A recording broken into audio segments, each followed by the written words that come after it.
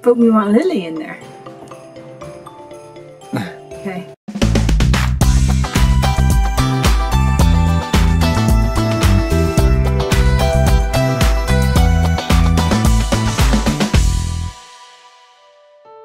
Okay, hi everyone. Hi everyone. So, what are we going to talk about today? We are going to talk about one of our first experiences. It was a biggie as brand new full-time RVers, and it's a bit of a comedy story. Learning from our mistakes, and you can learn from our mistakes, right? Yes. Yeah, so we were on our way to the E3 show. I think it was 2016. And it's important to note that we have not talked about this story, so Chris and I are just like remembering it in the moment. So we're going to be totally interrupting each other all the time through the whole thing. Yes. So, okay, on the way to E3. On the way to E3. The gas tank. Yes, so the Class A that we had did not have a accurate gas gauge. Yeah. So I was a little bit afraid that we would be running out of diesel. Yes, and we did calculations and everything, but still, Chris was like, we're getting low, I think we need to stop. And I was like, oh, do we have to? That sucks. So right away, it was bad. And then, yeah. You have to keep in mind, it's like a big diesel pusher, it's like a bus, and we were towing a car, and normally when we would go for diesel fill-ups, we would plan it ahead. We would like figure out which gas station will fit us, how can we get there and stuff like that. Yeah. So that day we were actually driving and I decided, oh, we need gas. And so, or diesel, at the next city that we encountered. No, city nothing. This was a small town. We were in the middle of like... City nothing. I don't even know where we were, it was actually. a town. I can't remember the name of the town. Me neither. We'll post that later. Yeah, but in any case, so I took the exit, the first exit in town, and we did not find a gas station that had diesel or one that could fit us. So we were tooling around this little town with our big, badass diesel pusher and the car attached in the back. Yeah. And it was quite an odyssey. And we went to one, Odyssey. Yeah. We went to one, but it was like they had a bunch of tanks shut down. We don't know how long it's going to be. Yeah. So we found a station that more like a commercial refilling station or something like that. So we decided to go there, and then the problem was we needed to turn around. Yeah. And it was like an intersection that forked. So it was a triangle-shaped median. So there were like 3 ways of traffic all around the triangle. So that's important because he thought we could make the turn and I said we can't. And that's also important. I was like, do not try to do that, because we were at that time stressed out and we felt like we were in a hurry because we weren't supposed to be doing this in the first place because it was off plan. Yeah. So I started to do the turn, and then I realized I can't make it. So the front wheels like would have hit the curb and there was no way to finish the turn. And here's the crazy thing: when you tow a car, eyes on a dolly or 4 wheels down like we did, you cannot back up. So I was sitting there, and this was like 2 months after we started the whole adventure. What now? Yeah, what now? Yeah. Can I say the kicker? Yeah. Blocking 2 lanes of traffic. We were blocking the traffic behind us. To the other side, cars started to pile up. Yeah. And yes. A lot of cars. Like, I think 8, during this whole process, there were at least 8 cars waiting on one side. But yeah, okay. Yeah, so we jumped out and started unhooking the car. And I almost like caused another issue because I hadn't put the car into park. So when you're panicking and if you're under a time crunch or you're feeling like whatever, remember safety, safety, safety. So put the car into park. The tow bar has like release handles that make them like contract or telescope in or something. And I pushed the one and the car started to roll.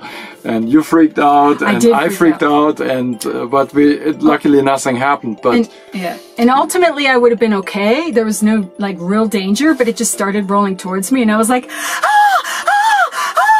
So So there I am freaking out, and all these people like starting to pile up can see me freaking out, and like no one offered to help. No one offered to help, but at least they also kept calm. They didn't honk at us or something. True. And then you drove the car away, and I backed up and did the turn, and then we got our diesel, and then we thought like that. Then we thought this is it. You know, the stress of the day is over. We have our diesel. We reattached the car, but yes, it was not. No, let's just say, even after all this, I mean, there was probably some stress involved in getting the diesel because it was an unconventional spot, like. Yeah, it was a commercial gas station. Yeah, so we were, and then Chris and I were just like in the worst mood. So we were bickering at each other. So we were already like over it. So then we go to leave. Yeah, we wanted to get to our RV park. It was starting to get dark. So can I take it? Okay.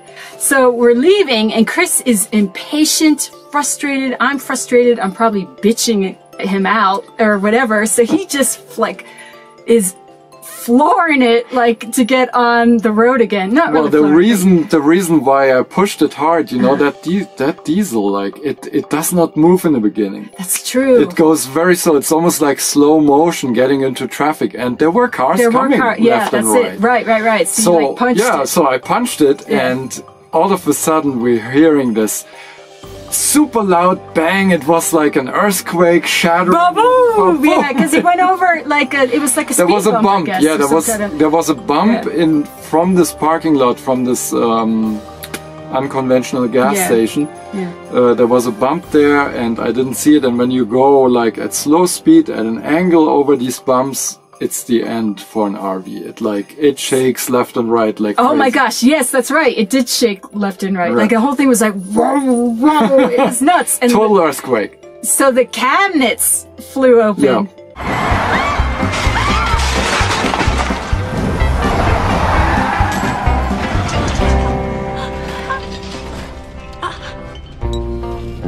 My bad. You are 30. So I looked back and I saw that some cabinets had opened, and stuff fell out. Glass things fell out smashed onto the floor, tile, and there was a tile floor there. Yeah. And so I was like, oh my gosh, this accident happened or whatever. So while we're driving, right, I get up to go inspect, and there's, you know, and then. Because we're moving, I was like shifted, you know, and I leaned forward and put my hands on the counter, and there was a small piece of glass. So I ended up cut me, not bad at all, but I'm such a wimp when it comes to cuts and blood and stuff like that. It was like my friggin' breaking point, and I fall on the ground and I start wailing. And I'm driving there. I'm trying to like just over it. Pay attention to the traffic, and with all the stress from before, you know. So, you know, you pulled over. I was crying. I found a spot finally to pull over again. Yeah. And then I tended to your needs, and then But at first you were grumpy. You're like, oh my God, okay. I mean, very sweet. You eventually, I mean, you knew to pull over and help me. Yes. I just shouted back there like, get it together, but then I pulled over and I helped. Yeah. And so what happened was, two things fell out of the cabinet. This is the worst thing that can happen, right? A jar of honey, liquid honey, a big one, a huge jar of honey, and a glass bottle with apple cider vinegar. Honey and vinegar. Honey and vinegar on the ground, sloshing around. There's like glass everywhere. The cats were starting to get interested in it. So yeah, and we had to start cleaning that up, and there was did most of it actually. Lots of glass and smell, and the globs of honey, and oh my gosh. So then we were like, okay, we're putting these glass things in a more secure lower cabinet. You know, we picked a better spot to keep these things because they were in other glass things, exactly. So that's one of the takeaways of that day is like.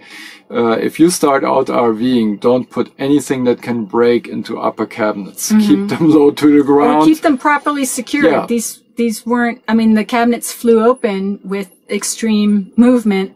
Yeah. And this stuff flew out. So Newton's law of physics took over and ruined our day. What else? Beware of speed bumps. Yes, and Beware of not being able to back up. Don't make turns with your tow vehicle attached that you're not absolutely sure that you can make it. Actually, yeah, I was sure I could make it, but that wasn't the case. So even if you're sure, take like a safety margin. And if you're in a panicky situation where you're blocking traffic and you need to unhitch, make sure the car is in park and make sure to like breathe and take your time because it's not that big a deal. Yeah. And I knew that from the beginning. Like Chris, after it happened, was like, "Oh my God." And I was like, chill. I was like, I can't remember exactly what I said, but I said, "We're going to be okay. Right. Forget about it. Like we'll get through this." And that's absolutely true. Keep your cool. That's the most important thing. Yeah. Bad things will happen and you will have to deal with it when it happens and then you move on. So that's our honey and vinegar story. And we hope that you can benefit from it. If nothing else, you got a good laugh, hopefully. Hopefully. All right. Well, until next time from the Cruisin' Crew. Yeah. Bye. Cheers.